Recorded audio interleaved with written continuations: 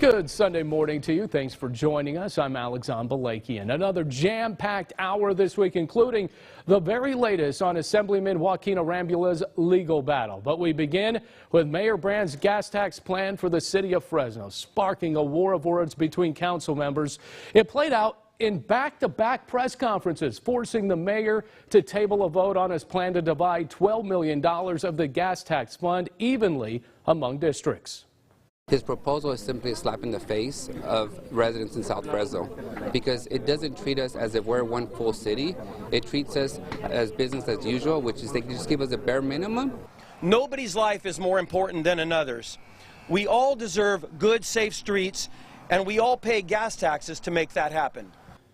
Well, we have heard from the Fresno City Council members all week long on this. It's now time to hear from Mayor Lee Brand. Mayor, how are you, sir? Great, and congratulations. Well, thank you. First and foremost, he did throw out the first pitch to the Fresno Grizzlies season opener. How did that go?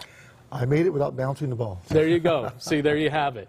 Well, boy, you know, this was very explosive all week long. Did you know your gas tax plan was going to ignite this bitter feud between council members? What a difference a year makes. Last year, the council passed, I believe, unanimously this same basic plan.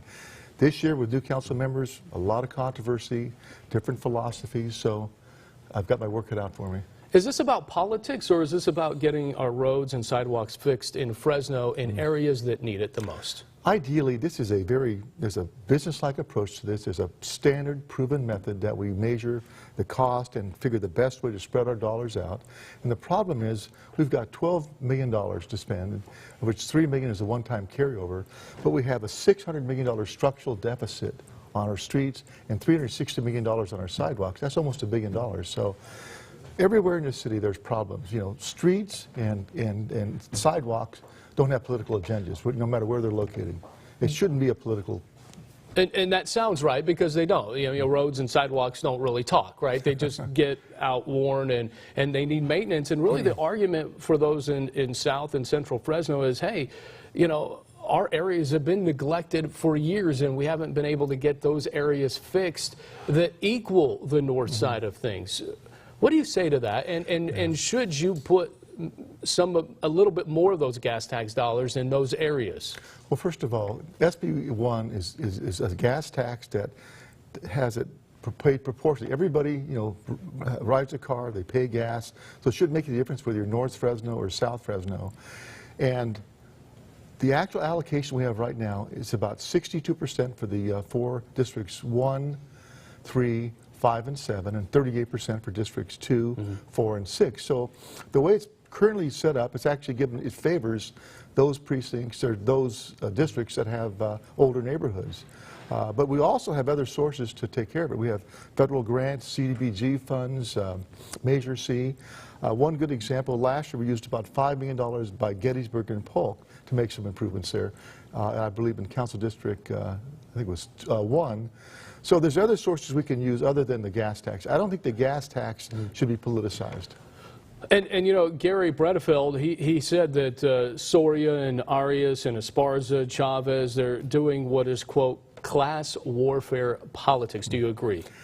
I believe they're politicizing a process that should be very straightforward and businesslike.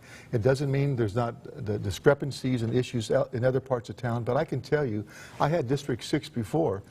There are miles and miles of unpaved roads and sidewalk tracking. I walked 15,000 houses 2 years ago in North Fresno and South Fresno, and the most common thing I heard from people was they wanted their sidewalks repaired, they wanted their potholes repaired.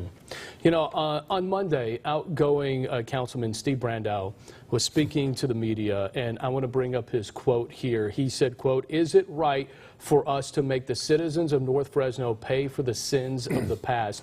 You know, it kind of reminds me of the whole reparations argument, end quote. That is almost like a crazy statement, it seems like. What is your reaction to this? Because the African American community came out and gave Brandow a tongue lashing because of this, as well as they should. Yeah. Steve is a good guy. He's got a good heart. He's not a racist. I think he got caught up in the emotion, made some statements he probably regrets now, but I would not call Steve a racist. I would not call those comments appropriate at all, and I think he's essentially apologized for those at the council meeting today. Well, he didn't say the exact words, "I'm sorry." Do you wish he had? That's up to him. Yeah.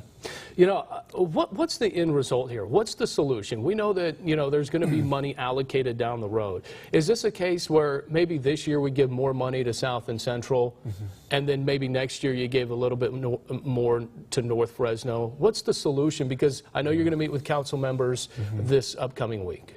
Well, right now, the current allocation does skew in favor of the southern council districts.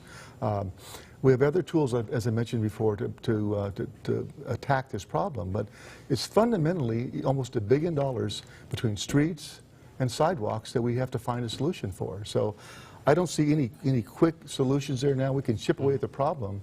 But the way it works, if you take a different approach, a different methodology, they wanted to go from this proven, you know, data-driven method to like the worst first scenario. What that does, it actually escalates the cost, and that $600 million now may be $700 or $800 million if it's not done properly. I want to punctuate it with this for this subject. How does this end? Because you do have veto power here. Right. Do you expect to use it? I hope not. But my goal, my job as mayor is to bring the council together on a plan that everybody can agree upon. I mean, ideally, I hope it'd be 6-0. But if it's a plan that excludes half the city, I'm going to veto it. So I would hope that the council members can find an agreement, and I think it's a fair plan. I think there's other ways to tackle the problem.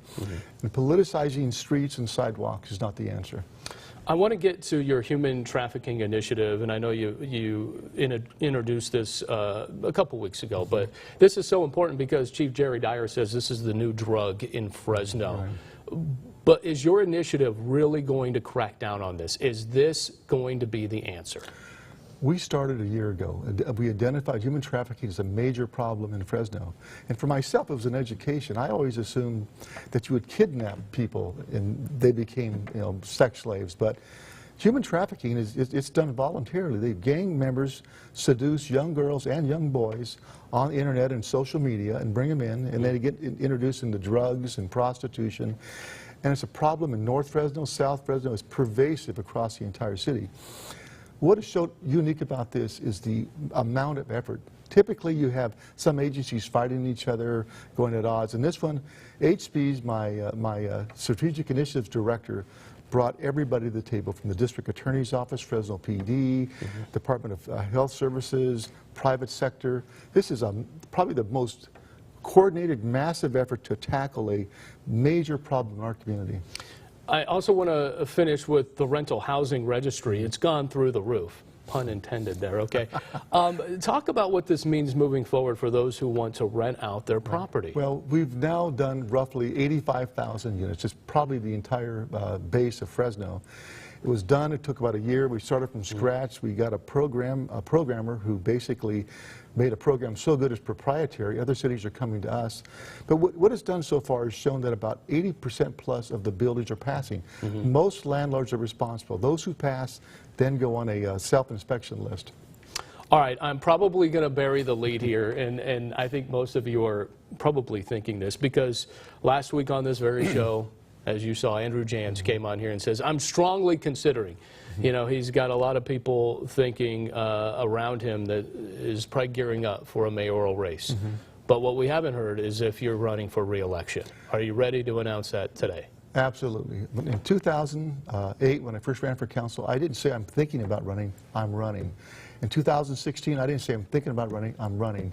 So for 2020, I'm running for mayor. All right, there you have it. Mayor Lee Brand, you got a lot of work ahead of you.